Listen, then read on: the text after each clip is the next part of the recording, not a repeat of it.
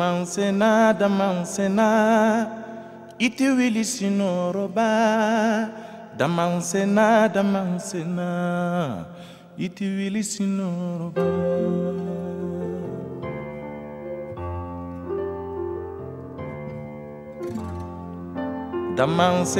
Damansena, iti wili sinoroba. Damansena. Située en Afrique de l'Ouest, la Guinée est un pays couvrant une superficie de 245 857 km² avec une population estimée à environ 12 millions d'habitants en 2013, selon le recensement général de la population et de l'habitat. Ce territoire est doté d'énormes potentialités minières, parmi lesquelles le diamant occupe une place de choix. Selon les statistiques du ministère des Mines et de la Géologie, la production enregistrée en 2014 se chiffre à un peu plus de 164 082,72 carats. Dans certaines préfectures telles que Fourikaria, Kindia et Macenta, la majeure partie des exploitants artisanaux de diamants travaillent dans l'illégalité.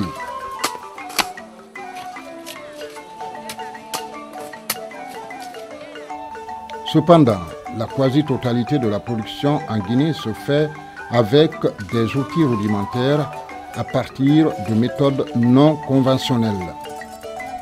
Ces chercheurs de diamants ne donnent guère d'importance aux techniques qui pourraient accroître leur production en préservant l'environnement. La recherche de cette pierre précieuse n'est pas sans effet nocif sur l'environnement. En témoigne l'exploitation sauvage des terres dans plusieurs régions du pays. Un site d'exploitation artisanale à Fourikaria, à une centaine de kilomètres de Conakry. Des dégâts considérables.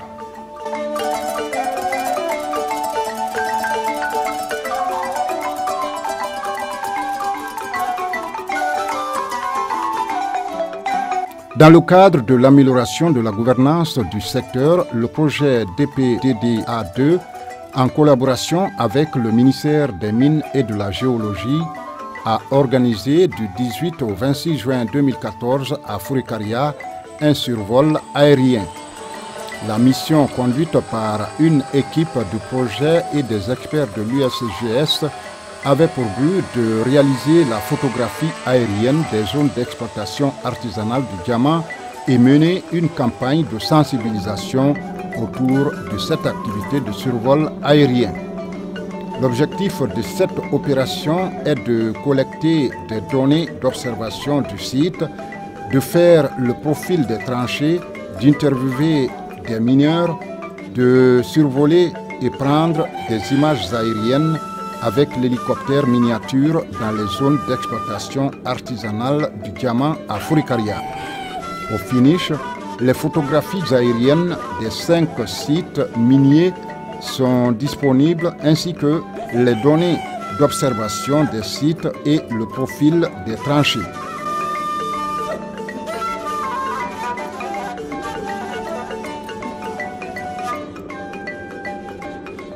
Pour inverser cette pratique dévastatrice de l'environnement, l'Agence américaine de développement USAID a financé la deuxième version du DPDDA.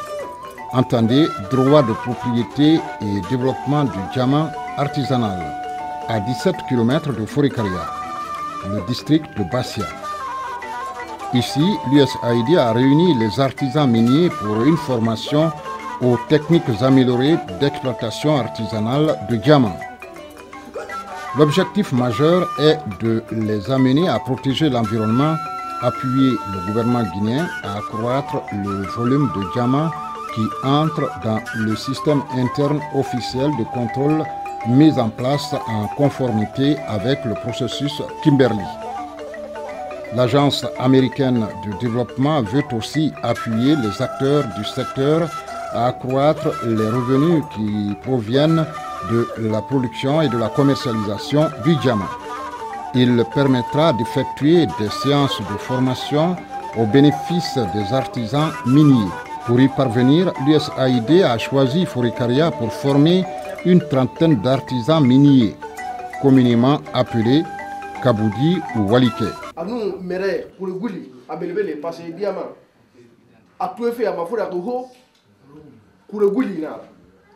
Ce module est élaboré pour apporter une solution dans la gestion des efforts et la préservation de l'environnement dans l'exploitation minière.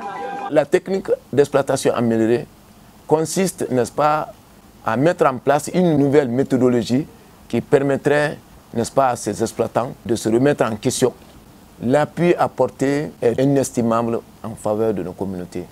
On a des zones aujourd'hui à Banankoro, par exemple, où l'élevage et l'agriculture ne sont plus possibles parce que ça a été une exploitation sauvage, non contrôlée, non accompagnée par l'État, où l'État était complètement absent. Ces zones aujourd'hui demandent des milliards aujourd'hui pour être restaurées en vue d'amener ces populations à y exercer les activités d'hier, notamment l'élevage et l'agriculture.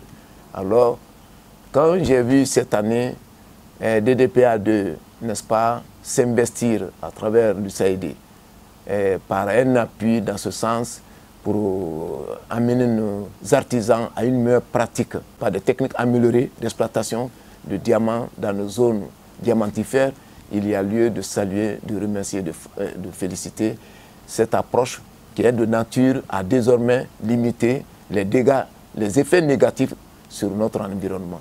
J'aurais souhaité que nos exploitants en fassent une obligation. Toute nouvelle affectation de parcelles aux exploitants, on mettra dans les cahiers de charges très prochainement comme obligation le respect scrupuleux des nouvelles techniques qu'on vient d'enseigner. Et je pense que dans les jours et mois qui viennent, cette nouvelle technique va faire tache d'huile sur le terrain parce que nous allons en faire une obligation. Sur le site de Bérédabon, les artisans miniers venus de Kourouya, Fendemodia, Bassia et Fourikaria se donnent rendez-vous pour mettre en pratique les connaissances acquises lors des séances de formation théorique. Ici, rien n'est laissé au hasard. Le formateur Hervé Frédéric Pounou, choisi par l'USAID pour la mise en œuvre du projet, commande la troupe. Tout commence alors par l'identification du site, suivi de la prospection. Ce choix du site est une étape importante. Il est souvent négligé, mais s'avère d'une nécessité considérable. Tout se fait suivant les caractéristiques géographiques et physiques de la zone. Le diamant guinéen est essentiellement alluvionnaire. De ce fait, il s'accumule facilement dans les endroits où la vitesse de l'eau est brusquement réduite lors de son écoulement. Les racines d'arbres constituent aussi de grandes barrières pour les diamants qui ont tendance à les stopper et accumuler. Il se peut aussi que le bedrock présente des trous creusés par l'eau ou causés par un phénomène géologique que l'on appelle dans le jargon des artisans miniers marmite. Ces trous arrivent à renfermer une quantité importante de pierres.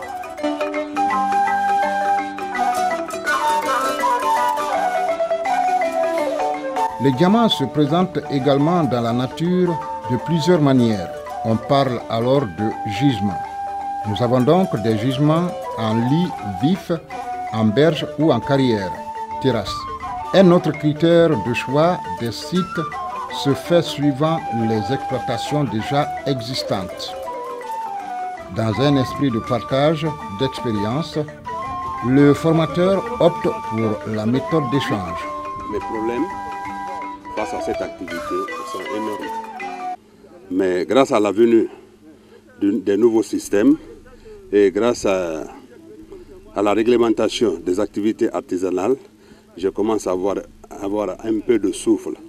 Parce qu'avec l'activité que nous menons comme ça, qui n'est pas en règle, ne peut pas travailler dans les mines. L'appel que je peux lancer aux agents miniers, c'est de se mettre en règle vis-à-vis de l'État. J'ai sollicité même qu'à la longue, qu'on fasse venir une brigade de sécurité minière qui puisse m'épauler Ce n'est pas pour les chasser sur le terrain, mais les remettre à l'ordre.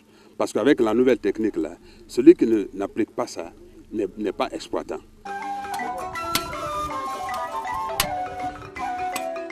La prospection consistant à déterminer la présence ou non des indices de diamants qu'on recherche est la première étape de cette formation pratique. Différentes dimensions du puits sont faites en fonction du type de terrain.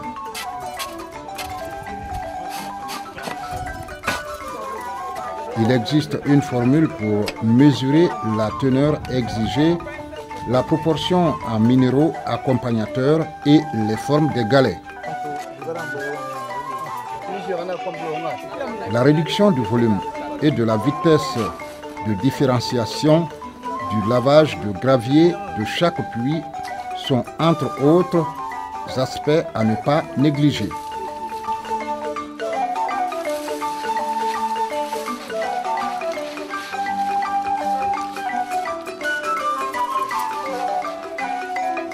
Ce gravier du puits de prospection, une fois remonté à la surface, est totalement lavé pour éviter de fausser les résultats. Les artisans miniers, communément appelés Kaboudi ou Waliké, y trouvent un intérêt particulier. Des ingénieurs des mines présents à la formation grâce à l'USAID apportent leur expertise. C'est une pratique qui va désormais rentrer en ligne de compte dans l'application au niveau national de cette activité d'exploitation artisanale. Et d'après mes chefs, il avait été décidé que sur cette base que nous sommes en train de mener dans le domaine des techniques à améliorer, ça sera quelque chose qui sera institutionnalisé désormais dans les critères d'obtention des parcelles. Et que quelqu'un qui ne réalise pas ça désormais, même s'il est titulaire d'un titre officiel, il va être retiré. Il faudrait que les gens se donnent la main parce que c'est une activité pour la mener. Il faut être motivé, il faut avoir la volonté même de la réaliser. Et si tel est le cas, ça aura un impact très positif sur la protection de l'environnement et la récupération d'un taux maximum de diamants, surtout dans les zones hautement minéralisées. Et désormais, les gens vont minimiser les pertes de diamants à la production. Et ça permettra également de réaliser d'autres activités génératrices de revenus. Et sur le plan sécuritaire aussi, ça peut protéger les populations et les animaux contre les accidents éventuels dans les trous béants qui restent derrière les gens pendant l'exploitation. Le but essentiel de cette technique, c'est la restauration des domaines qui ont été exploités par l'artisanat, dans le domaine minier. Donc le fait de restaurer et de faire revenir la couche végétale à sa place, donc c'est un grand atout pour la préservation de la nature. Donc je voudrais que cette technique soit étendue sur toute l'étendue du territoire national. Et cela requiert une formation de tous les artisans miniers à cette technique.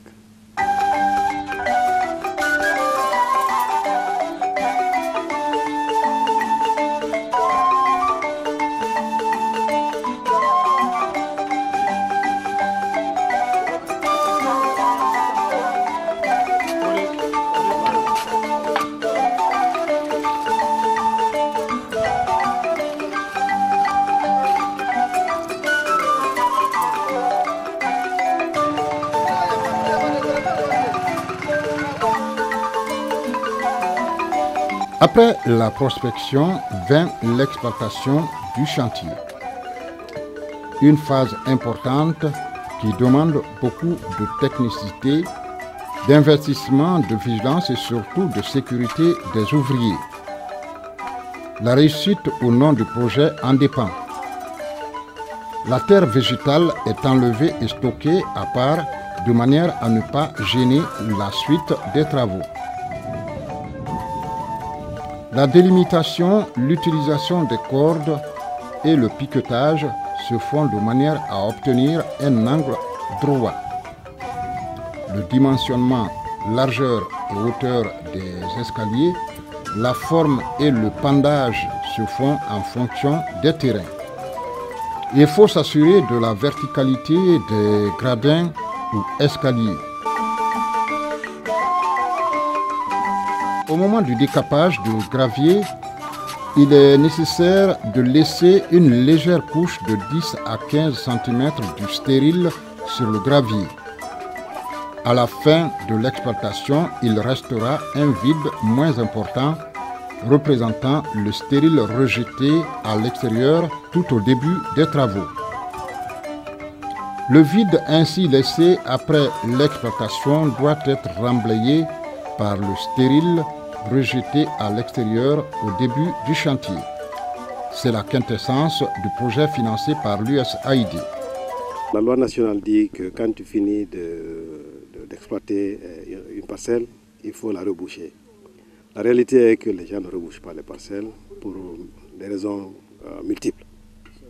Alors nous avons pensé que pour encourager un peu la restauration environnementale, il est important de voir dans quelle mesure on peut promouvoir une technique qui combine à la fois exploitation et restauration. Il est prévu qu'on développe un modèle ici à Forêt-Caria et quand on trouve que le modèle est bon, il est réplicable, on peut le prendre et le transporter à Kerouani, à Massanta, à Kissidougou, etc. Comparé à la technique traditionnelle qu'ils ont l'habitude d'utiliser, ils n'accédaient pas à 50%, à plus de 50% du gravier, quoi. Donc nous pensons que ça va un peu améliorer en fait, la production. Ensuite, nous pensons que ça va leur permettre aussi de contribuer à la protection de l'environnement. Nous avons prévu aussi de les aider à investir un peu dans les activités génératrices de revenus, quoi, qui sont tout à fait différentes des activités artisanales, quoi. Parce que le diamant, il va finir. Alors après ça, il faut penser à quel type d'activité génératrice de revenus pour investir, quoi, en fait. Pour la phase de réhabilitation du chantier, le vide est comblé dans un premier temps avec des stériles rejetés à l'extérieur au début du chantier. Ensuite, on ramène la terre végétale qui a été décapée et stockée non loin au moment de la préparation du chantier. Une fois le chantier réhabilité, les artisans miniers sont plus que satisfaits de cette nouvelle technique d'exploitation artisanale du diamant financée par l'USAID. USAID anu tetratek ebara muhumali wali na hanne ki muharaba ala laji wali fanyinara wali nara na hanno me mali de khase suto apiti sama kana amon na dangi imon sigama wali ra kana par étape ami toro ma kana ami tagam ma kana ami fatigué ma sessi après maintenant imono ma grave yolu de gambira na dangi gambi. Avant, moi, je pratiquais ça. Donc, à travers de cette formation, j'ai eu des connaissances améliorées. Avant, on creusait les trous sans remplir. Je vais lancer un appel à tous les Kaboudi de suivre cette formation et de pratiquer aussi après cette formation. Barami ambolo, anka fo andunyoliye, anyi barla nyamin kayante, amba boya nala sonda ma amfana wato nyinde ire ka laila. Akanga Kenya indema akanga Kenya indema nimi maso machine woni gouvernement de nyabola te pratique usede me weltani ke gouvernement vraiment be beedu men tambitade fi de golle do de parce que men andi ko golle wondude important vraiment de do nafay lendi mam men gollay lendi joma leden kade gollay hara problème wada.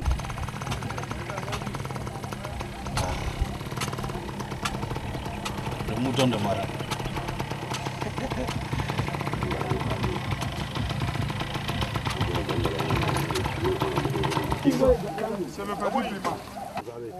Voilà.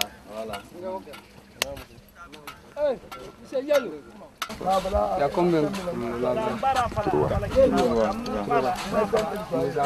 Est-ce que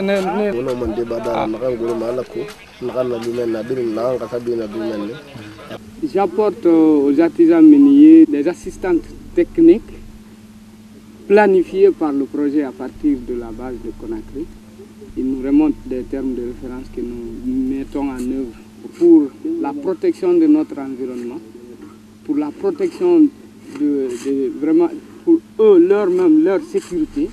Ils n'ont qu'à utiliser cette technique parce que ça les permet gérer bien la ressource de terre, parce que la terre c'est une ressource qui nous rend bénéfice.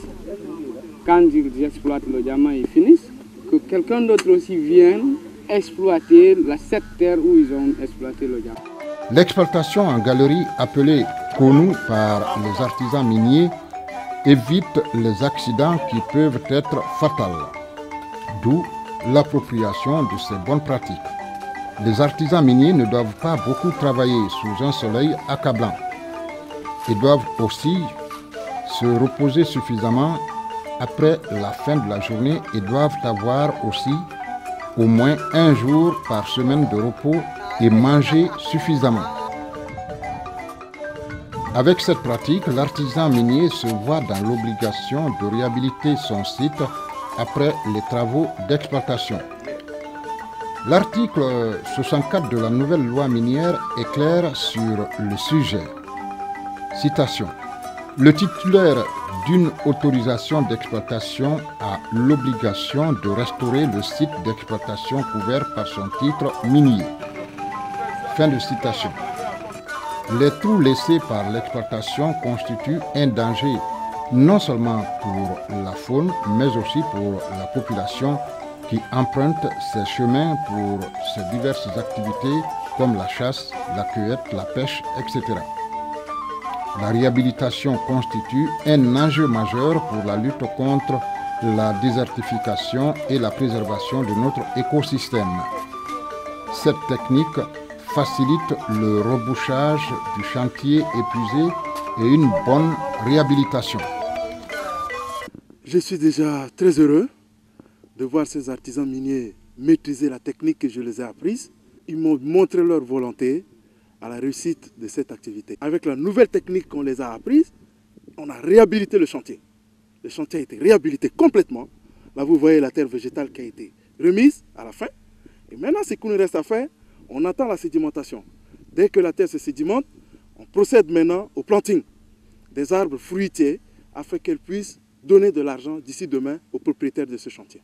Je demande à ce que Tetra Tech appuie beaucoup plus ces artisans miniers, en partenariat avec l'USAID, qu'on appuie ces artisans miniers afin qu'ils puissent vulgariser cette technique sur l'ensemble du territoire guinéen. Big up toujours, big up, big up, big up, big up, big up.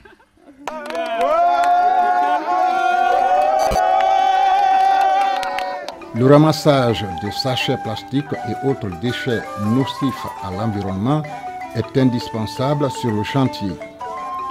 Les sachets peuvent s'enfuir sous la terre au moment du remblayage et empêchent les jeunes plants de pousser.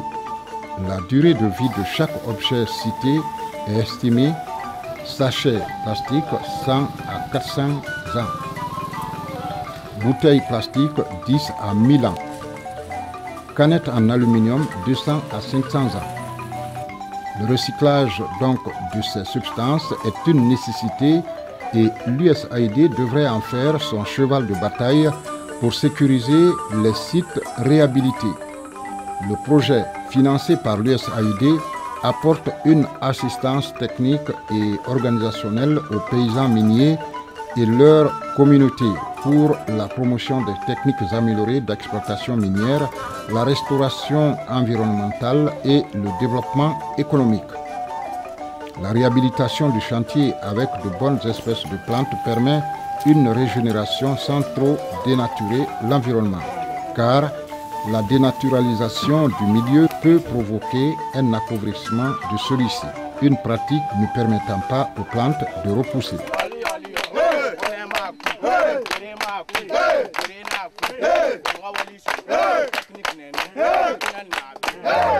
Mouya,